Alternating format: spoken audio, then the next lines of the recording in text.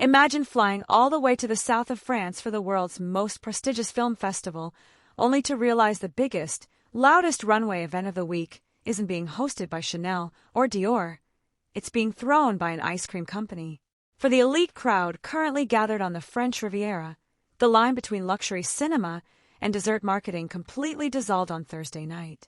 Within the last 48 hours, the internet has been flooded with footage from Cannes 2026, where supermodel Heidi Klum made a massive, unannounced appearance to close out the inaugural House of Magnum fashion show. Walking alongside imagemaker Roach, Klum turned a corporate brand activation into a legitimate Fashion Week moment, leaving a crowd of international A-listers tracking her every step as she paraded down a runway completely dedicated to the artistry of frozen treats. The factual reality of this event is a masterclass in modern experiential branding.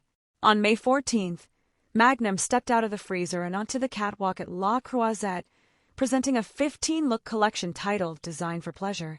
The entire production was built around the brand's new taste architect, Roach, the iconic stylist who famously orchestrated Zendaya's fashion evolution.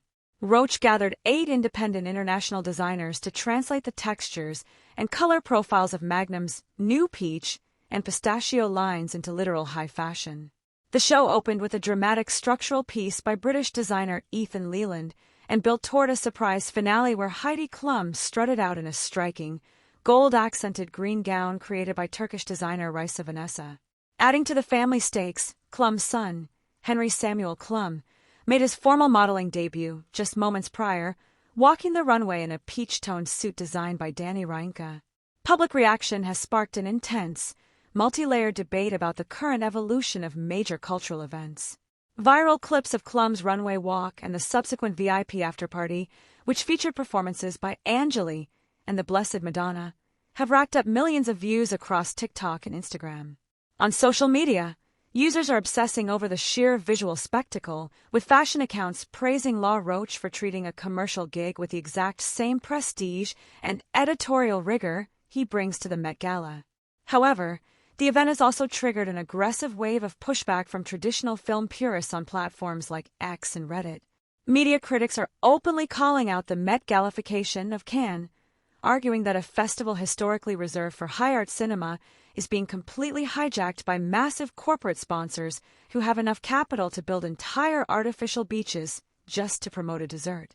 This situation escalated because it proves that traditional luxury fashion houses no longer hold a monopoly on cultural relevance during major red carpet weeks. It tells us that influencer and corporate culture have reached a point of total fusion. A brand like Magnum doesn't want a standard 30-second commercial anymore. They want a living, breathing fashion house that can command the attention of people like Adriana Lima and Halsey. By positioning Roach as a taste architect, the company successfully bypassed the traditional stigma of a corporate sponsorship. They didn't just slap a logo on a step and repeat. They created a premium space where emerging international designers were given a global platform, which makes it incredibly difficult for critics to dismiss the event as cheap commercialism. Original commentary here: this completely redefines the boundaries of celebrity endorsement. For Heidi Klum, who has spent decades dominating Project Runway and international magazine covers, participating in a show like this is a calculated, highly lucrative victory lap. It shows that she understands the modern landscape perfectly. She can bring her son into the industry, secure a massive global footprint, and look immaculate doing it, all while leaning into a concept that is intentionally a little bit absurd. When you can make a dress inspired by a pistachio bar look like an archival archive piece, you've won the room. It affects the reputation of everyone involved by proving that with the right styling, even the grocery store aisle can be elevated to the level of haute couture. We have to separate the confirmed details from the speculative theories swirling around the festival. It is a confirmed fact that this was Magnum's first official runway show, that Roach curated the designers, and that Henry Klum made his runway debut. However, online theories claiming that Heidi Klum signed a multi-million-dollar lifetime equity deal with the parent company ahead of the show remain entirely unverified corporate gossip. Additionally, social media rumors suggesting that certain film premieres were intentionally delayed on Thursday night to accommodate the traffic from the House of Magnum afterparty are completely false logistic speculation. The festival's screening schedules operated entirely independent of the beach activation.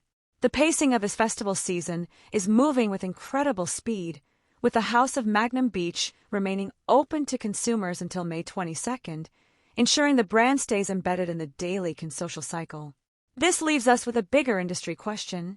As multinational food and beverage conglomerates continue to fund these massive, highly curated fashion spectacles, are we moving toward a future where independent fashion weeks become obsolete, swallowed up by experiential marketing budgets that traditional designers simply cannot compete with?